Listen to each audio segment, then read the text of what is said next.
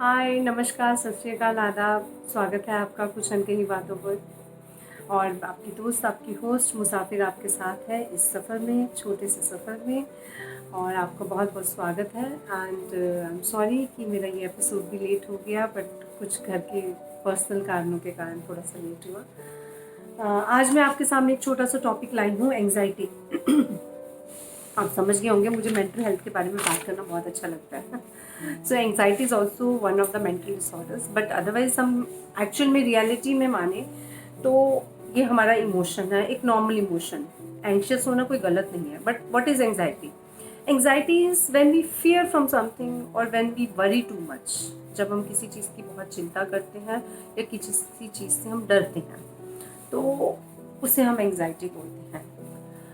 Anxiety मैंने क्यों कहा कि वैसे तो एक नॉर्मल इमोशन है, किसी को भी जैसे हम हंसते हैं रोते हैं वैसे हमें एंग्जाइटी भी होती है। कल मुझे नए घर में जाना है तो मुझे एंग्जाइटी होना स्वाभाविक है। मेरी शादी है, मेरे को एंग्जाइटी होना स्वाभाविक है। मेरे को मेरा टारगेट है, मुझे उसके लिए भी एंग्जाइटी होना स्वाभाविक है। बट उस टारगेट को लेकर मैं रात दिन परेशान हो जाऊं, चिंता करूं और डरने लगूं कि अगर ये नहीं हुआ तो क्या होगा, वो एंग्जाइटी हमारा मेंटल डिसऑर्डर बन जाती है। आपने कई लोगों को देखा होगा, छोटी छोटी बातों पे वो बहुत एंग्शियस हो जाते हैं, पैनिक हो जाते हैं। ओ माय गॉड, कल उसने आना है, मुझे ये करना है, मुझे वो करना है, मुझे वो करना है। मतलब छोटी सी बात है, किसी ने आना है और वो आज से ही एंग्शियस हो गए। और टारगेट नहीं पूरा हुआ तो एंग्शियस हो गए कि नहीं हुआ तो बॉस मुझे नौकरी से निकाल देगा। तो ये डर, तो मैं यही बात कर रही हूँ। Anxiety is basically a fear और worry. When you worry too much, when you fear too much, that is called anxiety. और एक एप्रीहेंशन कि व्हाट इज कमिंग नेक्स्ट, इसके आगे क्या होना है। हम जब बहुत एंग्शियस हो जाते हैं तो हम ये सोचते हैं, ओ माय गॉड, इसके आगे क्या होगा, इसके बाद क्या होगा, इसके बाद क्या होगा, अगर मैं ये नहीं कर पाई तो क्या होगा, लाइक दैट। और ये बेसिकली हम कहें तो मेंटल डिसऑर्डर क्यों है, या मेंटल डिसऑर्डर जब वो हो जाता है तो हमें कैसे पता चलेगा। थोड़ा सा एंग्शियस होना is normal, as I told you, it's a emotion.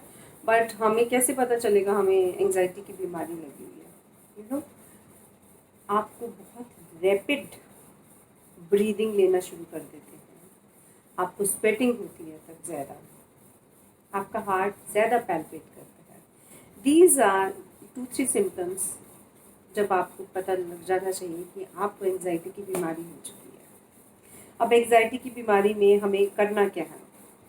हम ऑलरेडी बहुत कंफ्यूज और नर्वस हैं क्योंकि हमें एंग्जाइटी है।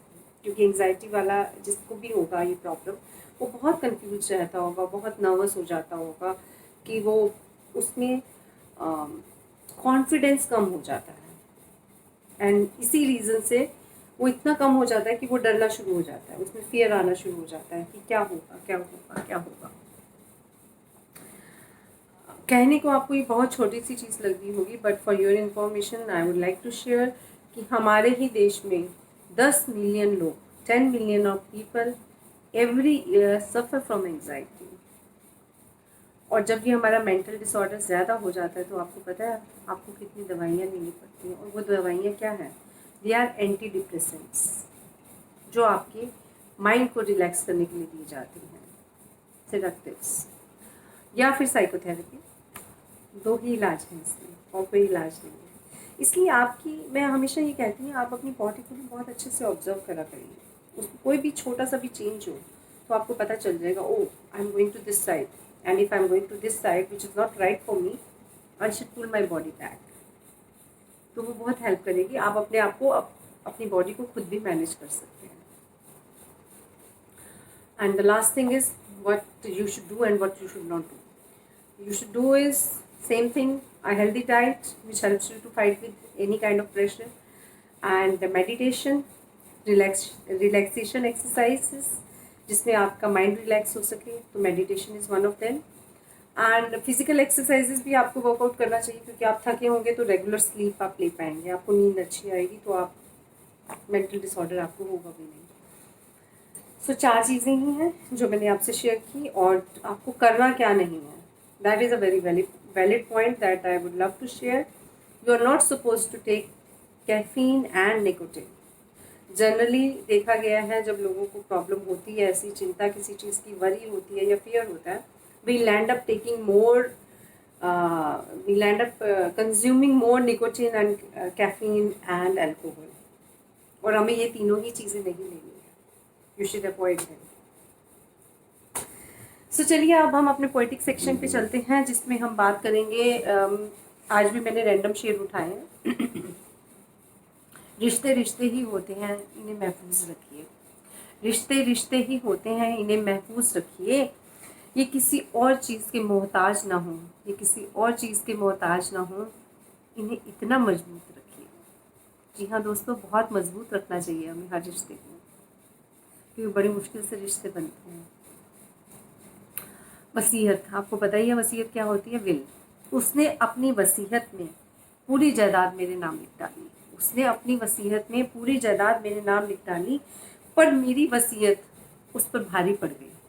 उसने अपनी वसीयत मुझसे शेयर की तो दिखाया कि मैंने पूरी जायदाद लिख डाली, और मैंने भी अपनी वसीयत दिखाई थी, पर मेरी वसीयत उस पर भारी पड़ गई. अब मैंने क्या लिखा था ऐसा, सुनिएगा. मेरी वसीयत में तो मैंने सिर्फ यही लिखा था कि हम हर जन्म में दिलो जान से तुम्हारे. नेक्स्ट इज, मुझे किसी के जज्बातों से खेलना नहीं आता. This is a fact. I prefer and intentionally unintentionally I never ever hurt anybody, but still अगर कभी कहीं हुआ हो तो आई एम स्टिल सॉरी. मुझे किसी के जज्बातों से खेलना नहीं आता.